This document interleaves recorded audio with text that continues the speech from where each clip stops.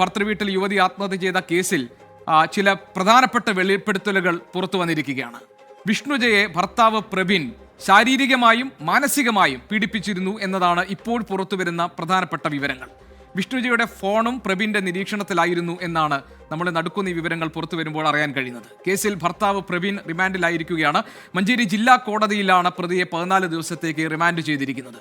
പ്രബിനെതിരെ ഗുരുതരമായ വെളിപ്പെടുത്തലുമായി യുവതിയുടെ സുഹൃത്തും രംഗത്ത് വന്നിട്ടുണ്ട്. ആ റിപ്പോർട്ട് കണ്ടുകൊണ്ട് നമുക്ക് തുടങ്ങാം.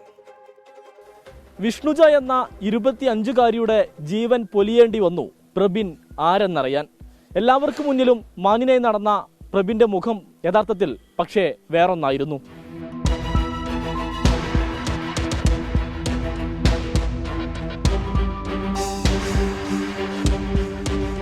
നിനക്ക് മറ്റു പലരോട് ബന്ധമുണ്ടെന്നുള്ള രീതിയിൽ ഞാൻ പറയും, ഞാനത് പറഞ്ഞുണ്ടാക്കും, നിന്നെ സമാധാനത്തോടെ ജീവിക്കാൻ ഞാൻ അനുവദിക്കില്ല, ഈ രീതിയിൽ നിന്റെ ഫാമിലിയെ ഞാൻ നാണം കെടുത്തു, ഈ രീതിയിൽ അവൾ ഒരുപാട് ബ്ലാക്ക്മെയിൽ ചെയ്തിട്ടുണ്ട്. വിഷ്ണുജയെ പ്രബിൻ ശാരീരികമായും മാനസികമായും പീഡിപ്പിച്ചിരുന്നു. വിഷ്ണുജ പ്രശ്നങ്ങളും വിഷമങ്ങളും മറ്റാരോടെങ്കിലും ഫോണിൽ സംസാരിക്കുന്നുണ്ടോ എന്ന് പോലും പ്രബിൻ നിരീക്ഷിച്ചു. പീഡനം സഹിക്കവയ്യാതെ വിവാഹബന്ധം വേർപ്പെടുത്തുമെന്ന് പറഞ്ഞപ്പോൾ പലരുമായും വിഷ്ണുജയ്ക്ക് ബന്ധമുണ്ടെന്ന് പറഞ്ഞ് പരത്തുമെന്നും കുടുംബത്തെ അപമാനിക്കുമെന്നുമാണ് പ്രബിൻ പറഞ്ഞത്. ഓളം മേലൊക്കെ ഇങ്ങനെ ചെറുതായി പാടൊക്കെ കണ്ട സമയത്ത് ഞങ്ങൾ അങ്ങനെ ചോദിച്ചിരുന്നു, എന്താ വിഷ്ണു എന്തൊക്കെ എന്നൊക്കെ ചോദിച്ചപ്പോൾ അവൾ പറഞ്ഞു, എന്താ ഇല്ല എടി അതൊന്നും കുഴപ്പമില്ല, ഞാൻ അത് വന്ന അത്ര പ്രശ്നമില്ല, അതൊക്കെ ഇപ്പോൾ എല്ലാ ഇതിലും ഉണ്ടാവണതല്ലേ, അങ്ങനത്തെ രീതിയിലാണ് പറയും. ഒക്കെ കൂളായിട്ട് നമ്മൾ എത്ര ഇതാക്കി പറഞ്ഞാലും ഞങ്ങളിപ്പോൾ എൻ്റെ വീട്ടിലേക്ക് വരും, എന്നെ കൊണ്ടുവരുമെന്ന് പറഞ്ഞാൽ ഇല്ല ഞാൻ ഇതൊക്കെ ഞാൻ ഇതിനെ കൊണ്ട് സോൾവ് ആക്കാൻ കഴിയുന്ന കാര്യങ്ങളേ ഉള്ളൂ ഇതൊക്കെ. ഗാർഹിക പീഡനം, ആത്മഹത്യാ പ്രേരണ അടക്കമുള്ള കുറ്റങ്ങൾ ചുമത്തിയാണ് പോലീസ് കേസെടുത്തിരിക്കുന്നത്. മലപ്പുറം ഡിവൈഎസ്പി TK സനോജിനാണ് കേസിന്റെ അന്വേഷണ ചുമതല. കോടതിയിൽ ഹാജരാക്കുന്നതിന് മുൻപ് പ്രതിയെ ഡിവൈഎസ്പിയുടെ ഓഫീസിലെത്തിച്ച് വിശദമായി ചോദ്യം ചെയ്തു. വിഷ്ണുജയുടെ ആത്മഹത്യയിൽ പ്രബിന്റെ കുടുംബത്തിനെതിരെയും അന്വേഷണം നീളുന്നുണ്ട്. പ്രബിന്റെ അമ്മയെയും സഹോദരിയെയും സഹോദരി ഭർത്താവിനെയും കേന്ദ്രീകരിച്ചാണ് നിലവിൽ അന്വേഷണം പുരോഗമിക്കുന്നത്.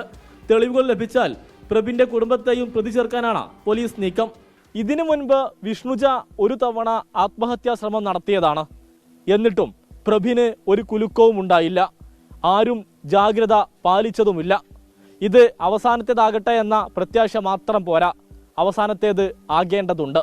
ക്യാമറാമാൻ അബിദ് കല്ലായിക്കൊപ്പം സമീർ ബിൻ കരീം, 24 മലപ്പുറം.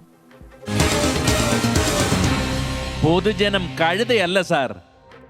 പലപ്പോഴും സമൂഹം വളരെ ശ്രദ്ധയോടുകൂടി ഇടപെടേണ്ടുന്ന പ്രശ്നങ്ങളായി ഇത്തരത്തിലുള്ള സംഭവങ്ങൾ മാറുന്നുണ്ട് കേരളത്തിൽ. ഒറ്റപ്പെട്ട വീടുകൾ, ഒറ്റപ്പെട്ട ആളുകളൊക്കെയായി മാറുന്ന കേരളത്തിൻ്റെ സമൂഹത്തിൽ ഇത്തരം പ്രശ്നങ്ങൾ ആവർത്തിക്കപ്പെടാതിരിക്കണമെങ്കിൽ സമൂഹത്തിൻ്റെ ഒരു ജാഗ്രത ഉണ്ടായിരിക്കണം. കുറെ കൂടി സുതാര്യമായി ഈ ബന്ധങ്ങളൊക്കെ അല്ലെങ്കിൽ ഇതിൽ ഇടപെടലുകളൊക്കെ മാറേണ്ടതാണ്. എബ്രഹാം തോമസ് പറയുന്നത്, എന്തിനാണ് പിന്നെ അവൻ വിവാഹം കഴിച്ചത്, അവൻ മയക്കുമരുന്നിന് അടിമയാണ് എന്ന് പറയുന്നു. മറ്റ് മെർലിൻ ജെറോം പറയുന്നു, അയ്യോ ഈ റിപ്പോർട്ട് മോർണിംഗ് മുതൽ കാണുന്നതാണ്, വേറെ ന്യൂസ് ഒന്നും ഇല്ലേ എന്ന് മെർലിൻ ചോദിക്കുന്നു. മെർലിൻ, ഈ റിപ്പോർട്ട് രാവിലെ മുതൽ കാണുന്നുണ്ട് എന്ന് മെർലിൻ പറഞ്ഞത് ഞാൻ മനസ്സിലാക്കുന്നു. മെർലിൻ, ഇത്തരം വാർത്തകൾ നിരന്തരം കാണിക്കേണ്ടതില്ല. പുതുതായി വരുന്ന പ്രേക്ഷകർക്ക് ഈ നടന്ന സംഭവങ്ങൾ എന്താണ് എന്നറിയണം, ഇതൊക്കെ കേരളത്തിൽ സംഭവിക്കുന്നുണ്ട് എന്നറിയണം. നമുക്ക് അങ്ങനെ വാർത്തകൾ സൃഷ്ടിക്കാൻ കഴിയില്ലല്ലോ. അപ്പോൾ ഇത്തരം വിവരങ്ങൾ വരുമ്പോൾ അത് നിരന്തരം നമ്മൾ സംപ്രേഷണം ചെയ്യേണ്ടി വരുന്നു. അതാണ് അതിൻ്റെ കാര്യങ്ങൾ. സുജാത പറയുന്നു, പെൺകുട്ടികളുടെ സ്വപ്നത്തിലാണ് അയാൾ കത്തിവെച്ചത്, സ്നേഹത്തിന് വിലയില്ലേ. പൊന്നും സ്നേഹവും കൂടി തൂക്കി നോക്കുമ്പോൾ പൊന്നിനും അല്ലെങ്കിൽ ഡൗറി സ്ത്രീധനത്തിനുമൊക്കെ വില കൽപ്പിക്കുന്നവർ ഉണ്ട്. അവർ ഒരു സാമൂഹിക വിപത്താണ്, അതിനെതിരെ നമുക്ക് ശബ്ദിക്കേണ്ടതുമാണ്. പിന്നെ നാളെ KSRTC പണി മുടക്കുന്നുണ്ടോ പ്രമോദ് ചോദിച്ചിരിക്കുന്നു. പ്രമോദ് നമുക്ക് പരിശോധിക്കാം, അത്തരം റിപ്പോർട്ടുകളുണ്ടെന്ന് നമുക്ക് നോക്കാം. നമുക്ക് ഈ ഒരുപാട് സംഭവങ്ങൾ ഇതുപോലെ പെൺകുട്ടികൾ പീഡിപ്പിക്കപ്പെടുന്ന, അകത്തളങ്ങളിൽ ആക്രമിക്കപ്പെടുന്ന സംഭവങ്ങൾ ഉണ്ടായിട്ടുണ്ട്. ഇപ്പോൾ വിഷ്ണുജയുടെ കാര്യത്തിൽ വിഷ്ണുജയുടെ സുഹൃത്തുക്കൾ തന്നെ പറയുന്നത് നിങ്ങൾ കേട്ടല്ലോ. അതായത് ഒന്നും വിഷ്ണുജ സമ്മതിച്ചു കൊടുക്കാൻ തയ്യാറായിരുന്നില്ല. ഇതൊക്കെ സാധാരണ സംഭവങ്ങളല്ലേ, ഒരു വീടിനകത്ത് ഇത്തരം സംഭവങ്ങളൊക്കെ ഉണ്ടാകില്ലേ എന്നാണ് സുഹൃത്തുക്കൾ ചോദിക്കുമ്പോൾ, കൂട്ടുകാരികൾ ചോദിക്കുമ്പോൾ വിഷ്ണുജ മറുപടി പറഞ്ഞിരുന്നത്. പലരുടെയും ഒരു തെറ്റായ ധാരണയാണ് ഇത് എല്ലായിടത്തും ഇങ്ങനെ സംഭവിക്കും, അല്ലെങ്കിൽ വിവാഹം കഴിഞ്ഞു കഴിഞ്ഞാൽ ഭർത്താവ് ഈ തരത്തിൽ മോശമായി പെരുമാറുമ്പോൾ അതൊക്കെ സഹിച്ച് അകത്ത് കഴിയണം എന്നൊക്കെ ഉള്ളത് ഒരു നാട്ടു നടപ്പാണ് എന്ന തരത്തിലൊക്കെ പെൺകുട്ടികൾ ഈ കാലത്ത് മനസ്സിലാക്കുന്നുണ്ടെങ്കിൽ അവർ തിരുത്തേണ്ട സമയമായിട്ടുണ്ട്. നിയമവും ന്യായ സംവിധാനങ്ങളും ഒക്കെ ഉള്ള നാടാണ് നമ്മുടേത്.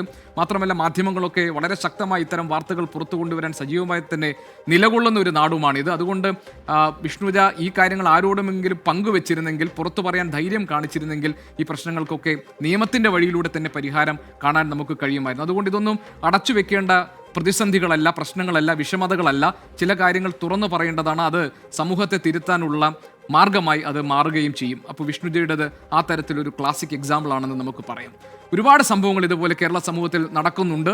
എന്തുകൊണ്ടാണ് നമ്മുടെ പെൺകുട്ടികൾക്ക് ഈ തരത്തിലുള്ള ദുരവസ്ഥ ഉണ്ടാകുന്നത് എന്ന് നമ്മൾ അന്വേഷിക്കേണ്ടതുമാണ്. പൊതുജനങ്ങൾക്ക് ഈ വിഷയത്തിൽ എന്താണ് പറയാനുള്ളത്, അവരുടെ അഭിപ്രായം എന്താണ്, അതുകൂടി നമുക്ക് കേൾക്കാം ഇനി. ഇങ്ങനെയൊക്കെ ചെയ്യണവർക്ക് എന്താണ് കൊടുക്കേണ്ടത്? നല്ല ശിക്ഷ തന്നെ കൊടുക്കണം അവർക്ക്. പ്രത്യേകിച്ച് എന്ന് പറയാനാണല്ലോ, അവരവരുടെ സുരക്ഷ അവരവർ തന്നെ നോക്കണം. ഇങ്ങനെയുള്ള ഗാർഹിക പീഡനത്തിനൊന്നും ഇരയാവാൻ നിൽക്കാതെ സ്വയം പോരാടാനുള്ള മനസ്സല്ല സ്ത്രീകൾക്ക് ഉണ്ടാവണമെന്നാണ് എൻ്റെ ഒരു അഭിപ്രായം. ഇപ്പൊ ജോലിയില്ലാത്ത ഒരുവിധ സ്ത്രീകൾ അങ്ങനെ തന്നെയാണ്, സുരക്ഷിതരല്ല. അങ്ങനെ എല്ലായിടത്തും ഇല്ല, ചില ഒറ്റപ്പെട്ട സംഭവങ്ങൾ മാത്രമേ ഉള്ളൂ. ശരിക്കും സമൂഹത്തിൽ ഒരേ നീതി എന്ന് പറഞ്ഞിട്ട് ഒരേ നീതി നടപ്പിലാകുന്നില്ല. അത് തന്നെ അതിനുള്ള പ്രതി നടപ്പിലാക്കുക. ജോലി വേണം എന്തായാലും, അത് അവരുടെ ഇതെല്ലാത്തിനും ജോലി ആവശ്യമാണല്ലോ. പക്ഷെ എന്നാലും സുരക്ഷിതത്വം അല്ലെങ്കിലും കുറവ് തന്നെയാണ്. സ്ത്രീകൾക്ക് സ്വാതന്ത്ര്യം ഉണ്ടെന്ന് പറഞ്ഞിട്ട് കാര്യമില്ല, പൂർണ്ണതയിലേക്ക് ആയിട്ടില്ല ഇതുവരെ. ജോലി ആവശ്യം തന്നെയാണ്, പക്ഷെ അത് സുരക്ഷിതമായ ആയിരിക്കണം. പിന്നെ വീട്ടുകാരോട്ട് ചേർന്ന് നിൽക്കാവുന്ന രീതിയിലാണെങ്കിൽ അത് അത്രയും നല്ലതായിരിക്കും. ഇന്നത്തെ കാലത്ത് പെൺകുട്ടികൾക്ക് പ്രത്യേകിച്ച് മോറലി മെൻ്റലി ഒക്കെ ഒരു സപ്പോർട്ട് നമ്മുടെ സ്വന്തം ഫാമിലിയിൽ നിന്ന്, അതായത് സ്വന്തം വീട്ടിൽ നിന്നും അതുപോലെ തന്നെ സമൂഹത്തിൽ നിന്നൊക്കെ കുറച്ചും കൂടിയൊക്കെ ലഭിക്കുകയാണെന്നുണ്ടെങ്കിൽ ഒരു പരിധിവരെ ഇങ്ങനെയുള്ള അപകടങ്ങളോ അല്ലെങ്കിൽ കാര്യങ്ങളൊക്കെ നമുക്ക് ഒഴിവാക്കാനായിട്ട് സാധിക്കും. ചില പ്രതികരണങ്ങൾ ഈ വിഷയത്തിൽ വന്നുകൊണ്ടിരിക്കുന്നുണ്ട്. ഈ നമ്മൾ കണ്ട പ്രതികരണത്തിന് പുറമെ ചില സന്ദേശങ്ങളായി യൂട്യൂബിൽ വരുന്നു. ഓമനകൃഷ്ണൻ പറയുന്നു, പെൺകുട്ടികളെ കല്യാണം കഴിച്ചയക്കാൻ പേടിയാകുന്നു. ഒന്നും പേടിക്കേണ്ട കാര്യമില്ല ഓമനകൃഷ്ണൻ. നമ്മൾ പെൺകുട്ടികൾ വളരെ ധൈര്യത്തോടുകൂടി അവർ ഈ കാര്യങ്ങളൊക്കെ അവതരിപ്പിക്കാൻ, പ്രശ്നങ്ങളുണ്ടെങ്കിൽ അതിൽ പ്രതികരിക്കാൻ, പുറത്തു പറയാനൊക്കെ ഉള്ള ധൈര്യം കാണിച്ചാൽ മതി. അതിനൊക്കെ കഴിവും സാമർഥ്യവും വിദ്യാഭ്യാസവും ഉള്ള പെൺകുട്ടികളാണ് ഈ കാലത്തുള്ളത്. അതുകൊണ്ട് എങ്ങനെയാണ് ഒരു സമത്വത്തോടുകൂടി ജീവിക്കേണ്ടതെന്നുള്ള ബോധമൊക്കെ ഈ കാലത്തെ പെൺകുട്ടികൾക്കുണ്ട് എന്നാണ് നമ്മൾ കരുതേണ്ടത്. മോഹൻ ചോദിക്കുന്നു, ഈ വാർത്ത വായിക്കുന്നവർ അതുപോലെ നല്ല സ്വഭാവമുള്ളവർ ആയിരിക്കണം. മോഹൻ, വാർത്ത വായിക്കുന്നവർക്ക് പ്രത്യേകിച്ച് കൊമ്പൊന്നുമില്ലല്ലോ. എല്ലാവരും ഈ നല്ല സ്വഭാവത്തിലായിരിക്കണമെന്നത് എല്ലാവർക്കും ബാധകമായിട്ടുള്ളതാണ്. യൂട്യൂബിൽ സന്ദേശം അയക്കുന്നവർക്കും ബാധകമായിട്ടുള്ള കാര്യമാണ്. ഞാൻ പറഞ്ഞത് എനിക്കും മോഹനും ഒരുപോലെ ബാധകമായിട്ടുള്ളതാണ്. കാരണം സമത്വത്തോടുകൂടി പെരുമാറുക, അതുപോലെ തന്നെ നമ്മളോടൊപ്പം ഉള്ളവരെ ഈക്വൽ റെസ്പെക്റ്റിൽ കാണുക, അവരുടെ കാര്യങ്ങൾ, അവരുടെ സാഹചര്യങ്ങളെ പരിഗണിക്കുക, ഇതൊക്കെ അങ്ങോട്ടും ഇങ്ങോട്ടും വേണ്ടതാണ്. അപ്പോൾ മാത്രമാണ് ഏതൊരു ബന്ധവും, ദാമ്പത്യം മാത്രമല്ല ഏതൊരു ബന്ധവും സത്യസന്ധമായും സുതാര്യമായും സന്തോഷത്തോടുകൂടി മുന്നോട്ട് പോകും. അത് ഒരുപക്ഷെ മോഹന് നന്നായി അറിയാമായിരിക്കും. ജോർജ് മാത്യു പറയുന്നു, എബ്രഹാം തോമസ് വീണ്ടും ഇത് ഗൾഫ് നിയമം ഇന്ത്യയിൽ വരണം എന്നതാണ്. ഗൾഫ് നിയമം വരണം എന്നതിനൊപ്പം എബ്രഹാം തോമസ് അതിനേക്കാൾ അപ്പുറം നമ്മുടെ ചെറുപ്പക്കാർ കുറെ കൂടി ഈ പുതിയ കാലത്തിനനുസരിച്ച് കാര്യങ്ങൾ മനസ്സിലാക്കുകയും തിരുത്തേണ്ടടുത്ത് തിരുത്തുകയും മയക്കുമരുന്നും അല്ലെങ്കിൽ ഏതെങ്കിലും മദ്യം പോലെയുള്ള മയക്കുമരുന്നിനുമൊക്കെ അടിമയാകുന്നവരുണ്ടെങ്കിൽ അതൊക്കെയാണ് തിരുത്തി മുന്നോട്ട് വരേണ്ടത്. രക്ഷിതാക്കൾ പെൺകുട്ടികൾ പറയുന്ന കാര്യങ്ങൾ ശ്രദ്ധിക്കുകയും അവർക്ക് പിന്തുണ നൽകുകയും അവരെ സംരക്ഷിച്ച് നിർത്തുകയും ഒക്കെ വേണം. അങ്ങനെ ഈ പ്രശ്നങ്ങൾ ക്രമേണ നമുക്ക് ഇല്ലാതാക്കാൻ